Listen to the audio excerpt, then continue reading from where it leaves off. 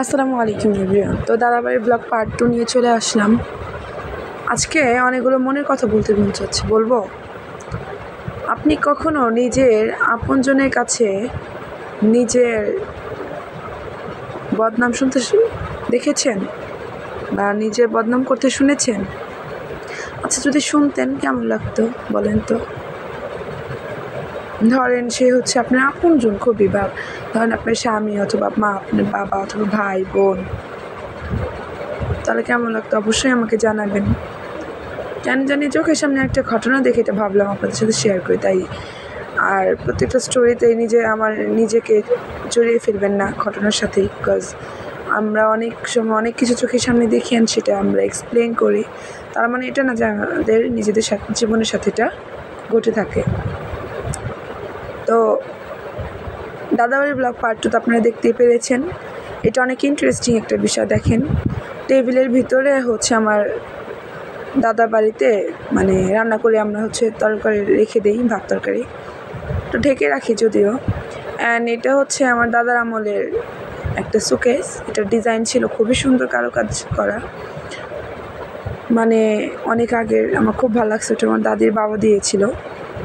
আর দাদির বাবার বয়স ছিল খুব বেশি এবং উনি আগের দিনের চেয়ারম্যান আর জমিদার কিছু একটা ছিলেন। যাই হোক, এরপর আমরা বাড়ির পিছের আঙিনায় বসেছিলাম অ্যান্ড আমি হচ্ছে কাঁঠাল গাছে স্ন্যাপ নিচ্ছিলাম। এখানে প্রচুর ঠান্ডা ছিল, ফ্যানের কোনো প্রয়োজন নেই। এই গরমের মধ্যেও আপনি হচ্ছে ফ্যান ছাড়া বসে বসে হাওয়া খেতে পারবেন, সে সাথে ঘুমাতে পারবেন। অ্যান্ড আমরা বসে এখানে একটু চিল করার সাথে সাথে আমাদের গাছের আম খাচ্ছিলাম। এটা হচ্ছিল আমাদের বাড়ির আশেপাশে আনারস গাছ বুনছে আমার চাচি। এখানে ছিল ধনের পাতার গাছ, আমরা এটাকে শুদ্ধ ভাষায় বলি সজ, ঠিক আছে? আর অনেকে গ্রামে বলে হজ। যাই হোক, আপনারা কে কী বলেন অবশ্যই আমাকে জানাতে ভুলবেন না। অ্যান্ড এখানে ছিল লেবু গাছ। আমি তো ভাবছিলাম অনেকগুলো লেবু নিয়ে আসবো আমাদের বাসায়, যদিও টাইমের অভাবে পারিনি, but it's okay, next time, okay. আর আপনারা হচ্ছে কে লেবু গাছ থেকে নিজের হাতে লেবু তুলেছেন? অনেকেই আছেন তুলছেন, বাট অনেকে আমার মতো আছেন যারা তুলেন নাই। আমি অ্যাকচুয়ালি নস্টালজিয়া অনেক ভালোবাসি। এগুলো আমি আসলে খুবই কম করি। অ্যাকচুয়ালি আমার গ্রামে থাকাই হয় না। অ্যান্ড আমার শরীরে যেহেতু অনেক অ্যালার্জি, আমি ধুলোবালি আমার শরীরে সয় না। এটা ছিল বাড়ির পাশেই, দেখতেই পারছেন। তো এখানেও কাঁঠাল গাছ ছিল। এখানে আমাদের অনেক পুরনো একটা জাম্বুরা গাছ ছিল, যেটা কেটে ফেলা হয়েছে হাফেরও বেশি। তো দেখলাম আর ভাবলাম, অনেক আফসোস লাগতেছিল, কি ছিল আর কি হইল। তো এই গাছটার অনেক অনেক অনেক স্মৃতি আমার মনে, সেটা নয় আরেকদিন শেয়ার করব। অনেক জাম্বুরা ধরছিল আর অনেক জাম্বুরা ধরেও, বাট অ্যালাস একদম টেস্ট নাই, পুরাই টেস্টলেস জাম্বুরা। কী বকর করতেছিলাম ভিডিও করার সময় আমার কিচ্ছু মনে নাই। এখানে হচ্ছে লাগানো কচু ছিল, আর পাশে যে ক্ষেতগুলো দেখছেন এগুলো সবগুলোই আমাদের। অ্যান্ড এখানে কি একটা ফুল ধরছিল, জবা ফুল, সরি।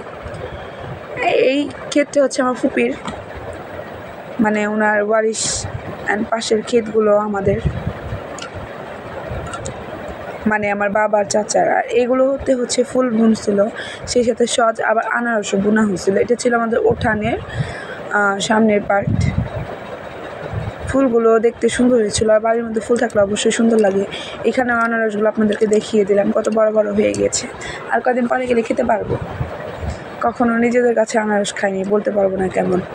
যাই হোক, আপনারা কে আমার এই ব্লগগুলো ভালোবাসছেন অবশ্যই আমাকে জানাতে ভুলবেন না। আমার চ্যানেলটাকে সাবস্ক্রাইব করে দেবেন, যদি নতুন হন সবগুলো ভিডিও দেখে নেবেন অ্যান্ড বলবেন কী টাইপের চান। আচ্ছা, যাই হোক, এটা একটা সুপারি গাছ। অ্যান্ড আমাদের অনেকগুলো খেজুর গাছ ছিল আগে, এটা রস কাটা হতো। অ্যান্ড অনেকগুলো সুপারি গাছও ছিল। হ্যাঁ, আমাদের বাড়িতে কিন্তু নারকেল গাছও আছে, বাট হয় না নারকেল, জানি না কেন, মনে হয় আরও টাইমের প্রয়োজন। আমাদের এই যে খেজুর গাছগুলো দেখছেন, আমাদের খেতে আরও পাশ দিয়ে অনেক খেজুর গাছ ছিল। ওই যে দেখতে পাচ্ছেন সিরিয়ালে অনেক খেজুর গাছ ছিল, বাট লোকজন কমে যাচ্ছে, সেই সাথে আমাদের গাছপালাও কমে যাচ্ছে। আর এইটা মেবি কি গাছ ছিল আমার মনে নেই, নওনা ফল না কি বলে। তো আজকের ভিডিও এতটুকুই। যদি ভালো লাগে অবশ্যই চ্যানেলটাকে সাবস্ক্রাইব করবেন। ধন্যবাদ।